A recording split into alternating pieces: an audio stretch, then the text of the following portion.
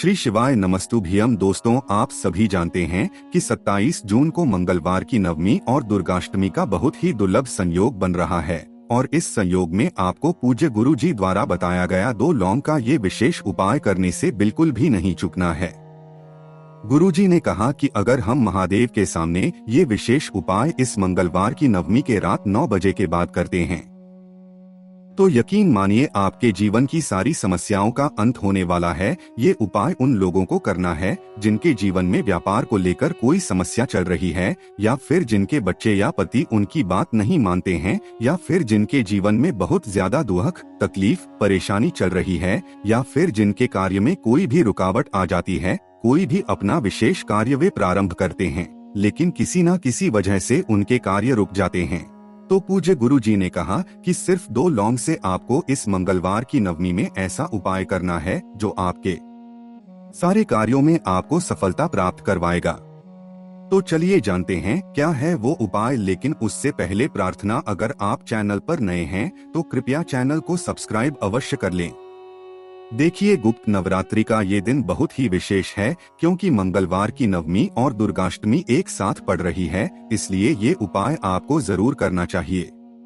इस वीडियो में हम पूज्य गुरुजी द्वारा बताए गए 2 विशेष उपायों की बात करेंगे। इन दोनों में से जो भी आपको प्रिय लगे वो आप सकते हैं।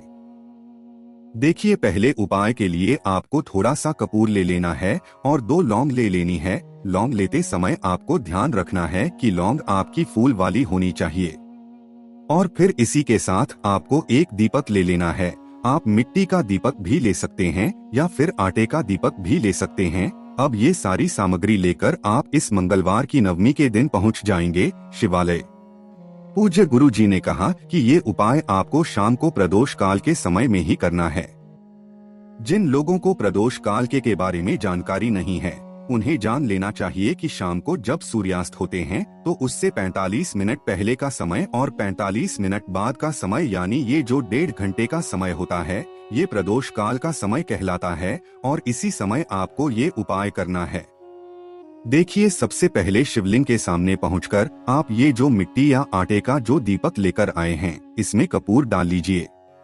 कपूर डालने के बाद आप जो 2 लौंग लेकर आए हैं उन लौंग को अपने दाहिने हाथ में रखिए और अपने मुट्ठी बंद कर लीजिए, यानी अपने राइट हैंड में रखकर अपनी मुट्ठी बंद कर लीजिए और महादेव से अपनी वो जो परेशानी है, जो दिक्कत चल रही है, उसको दूर करने के लिए प्रार्थना कर लीजिए। आपके जीवन में जो भी परेशानी, जो भी संकट आए हुए हैं उनको दूर करने के लिए महादेव से प्रार्थना करते हुए ये लौंग आप इस दीपक में डाल दीजिए। फिर उसके बाद ये दीपक आप प्रज्वलित कर दीजिए। अब ये जो दीपक आपने प्रज्वलित किया है इससे आपको शिवलिंग की आरती करनी है, यानी कि आरती करनी है। अगर आपको महादेव की आरती नहीं आती है तो आप श्री शिवाय नमस्तुभ्यम, श्री शिवाय नमस्तुभ्यम इस मंत्र का उच्चारण कर सकते हैं। गुरुजी ने कहा कि 11 बार या 21 बार श्री शिवाय नमस्तव मंत्र का उच्चारण करने के बाद फिर दीपक रख दीजिए। उसके बाद जब दीपक बुझ जाए तो फिर आपको इसका चुरा कर लेना है, यानी आपको इसकी भस्म तैयार कर लेनी है।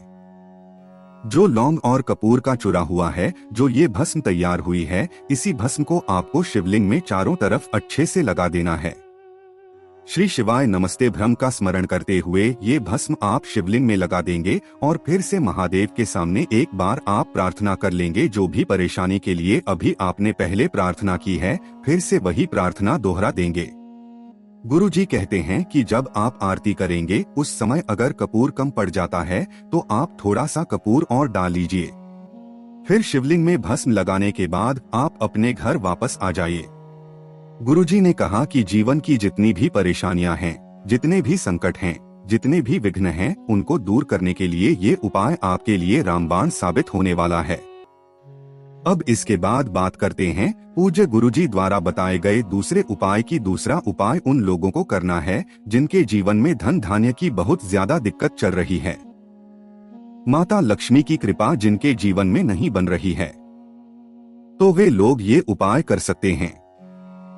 देखिए, इस उपाय के लिए आपको 11 या 21 चावल के दाने ले लेने हैं, लेकिन चावल के दाने समय आपको ध्यान रखना है कि कोई भी दाना खंडित नहीं होना चाहिए, टूटा हुआ नहीं होना चाहिए।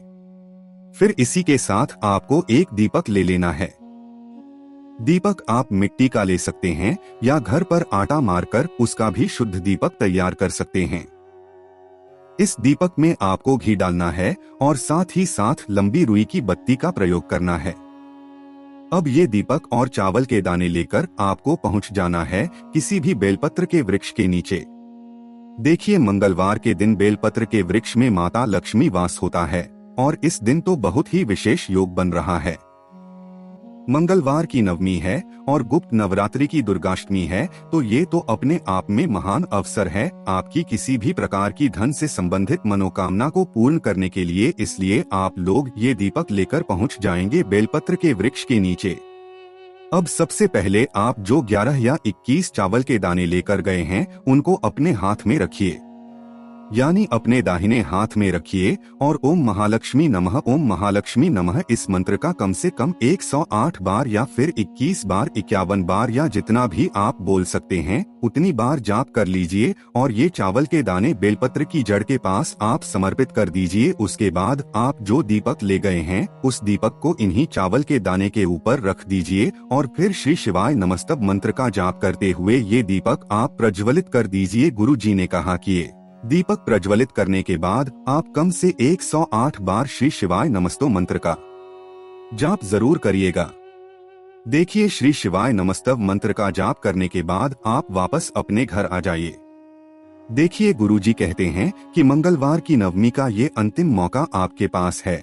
जिस दिन दुर्गा नवमी पड़ रही है उसी दिन मंगलवार की नवमी पड़ रही है, इसलिए आप ये उपाय बिल्कुल भी मत चूकिएगा। तो दोस्तों, ये थे पूज्य गुरुजी द्वारा बताए गए 2 बहुत ही खास उपाय। अगर आपको जानकारी अच्छी लगी हो तो वीडियो लाइक करिएगा। मिलते हैं फिर एक नए के साथ। श्री शिवाय नमस्तुभ्यम।